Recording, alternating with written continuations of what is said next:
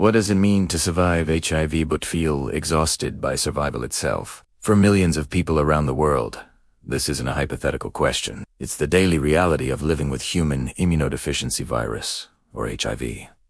Thanks to incredible medical advancements, an HIV diagnosis is no longer the death sentence it was in the 1980s and 90s. People are living long. Fool lives. But behind this triumph of modern medicine lies a more complicated story.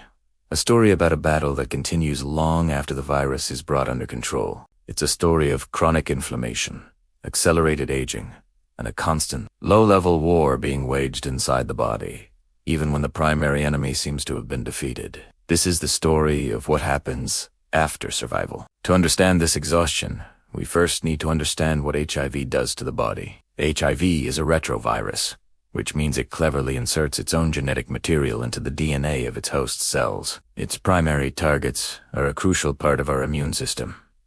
The CD4 T cells, often called helper T cells. Think of these cells as the generals of your immune army. They don't fight invaders directly, but they coordinate the entire defense, directing other immune cells to attack pathogens like bacteria and other viruses. When HIV infects and destroys these CD4 cells, the body's ability to defend itself plummets. Without treatment, the CD4 count drops to critically low levels, leading to acquired immunodeficiency syndrome, or AIDS. At this stage, the body becomes vulnerable to opportunistic infections and cancers that a healthy immune system would easily fight off. This is what made the early years of the epidemic so devastating. The game changer was the development of antiretroviral therapy, or ART. ART isn't a cure. It doesn't eradicate the virus from the body. Instead, it's a cocktail of drugs that works to suppress HIV's ability to replicate. Different classes of antiretroviral drugs interfere with different stages of the virus's life cycle. Some prevent the virus from entering CD4 cells in the first place. Others block the enzyme, reverse transcriptase, that the virus needs to convert its RNA into DNA.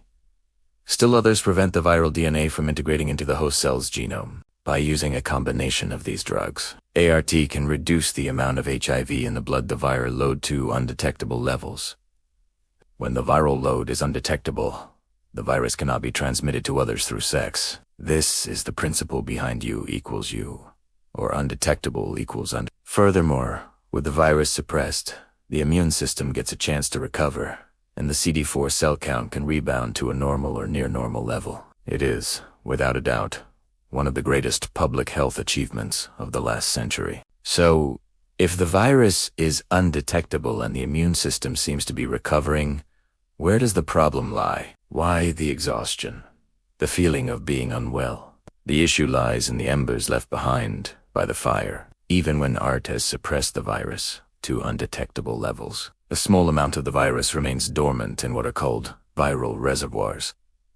These are long-lived infected cells, hiding out in various tissues throughout the body, like the lymph nodes, gut, and even the brain.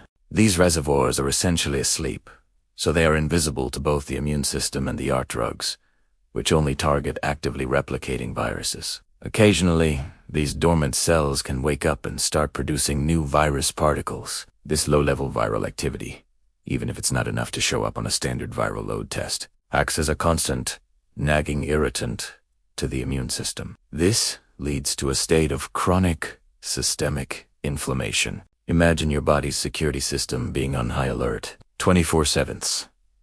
Even though there's no major threat, the alarms are constantly buzzing at a low volume. This persistent immune activation is incredibly taxing on the body's resources. It's like running a marathon every single day without ever reaching a finish line. This constant state of alert releases a flood of inflammatory proteins called cytokines into the bloodstream. In the short term, these proteins are essential for fighting infection, but over years and decades, their sustained presence is damaging. This chronic inflammation is the central problem that people living with HIV face today.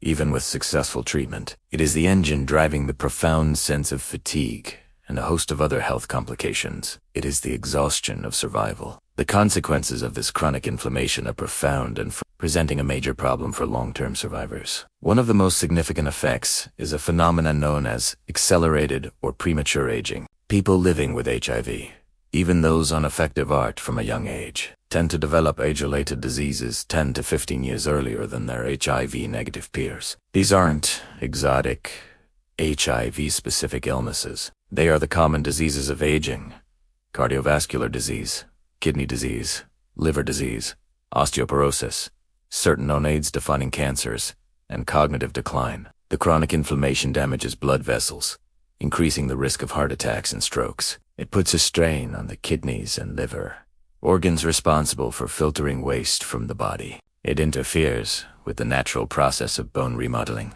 leading to weaker, more brittle bones. Furthermore, this inflammatory state has a direct impact on the brain. The brain is normally protected by the blood-brain barrier, a highly selective membrane that shields it from pathogens and inflammation in the rest of the body. However, HIV is capable of crossing this barrier and establishing reservoirs within the brain. The resulting neuroinflammation can contribute to a range of cognitive issues, often grouped under the term HIV-associated neurocognitive disorders, or HAND. Symptoms can range from mild difficulties with memory, attention, and decision-making, to more severe dementia-like conditions. For money. It manifests as a persistent brain fog, a mental cloudiness that makes everyday tasks feel monumentally difficult. This, combined with the physical fatigue from systemic inflammation, creates a debilitating cycle of exhaustion that impacts work, relationships, and overall quality of life. The triumph of extending life has revealed a new, more subtle challenge: ensuring that those extended years are healthy and vibrant, not just years of survival. So, what is the solution? How do we move from mere survival to truly thriving with HIV? The solution is multifaceted, involving medical intervention, lifestyle adjustments, and a fundamental shift in how we approach HIV care. The first pillar is optimizing medical management. This goes beyond just monitoring viral load and CD4 counts. It means actively screening for and managing the comorbidities associated with chronic inflammation. Doctors and patients must become vigilant partners,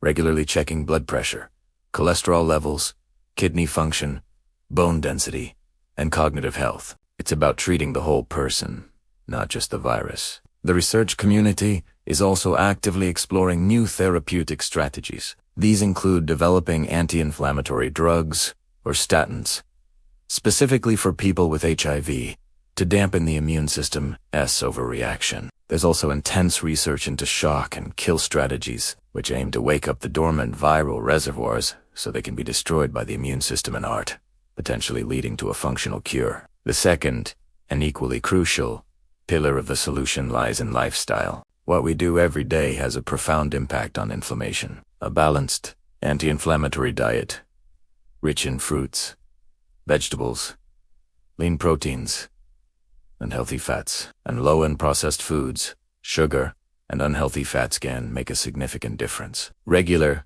moderate exercise has been shown to be a powerful anti-inflammatory tool. It not only improves cardiovascular health and bone density, but also boosts mood and fights fatigue. Crucially, addressing mental health is non-negotiable. The stress of living with a chronic illness is, in itself, a potent driver of inflammation. Practices like mindfulness, meditation, yoga, and ensuring adequate sleep are not luxuries. They are essential medical interventions for managing chronic inflammation. Seeking therapy or joining support groups can also provide vital tools for coping with the psychological burden of HIV, reducing stress and its physiological consequences. Finally, we need a paradigm shift in healthcare and society. We must move away from viewing HIV solely through the lens of infectious disease and embrace a model of chronic care management, similar to how we manage diabetes or heart disease. This requires educating both healthcare providers and the public about the long-term realities of living with HIV.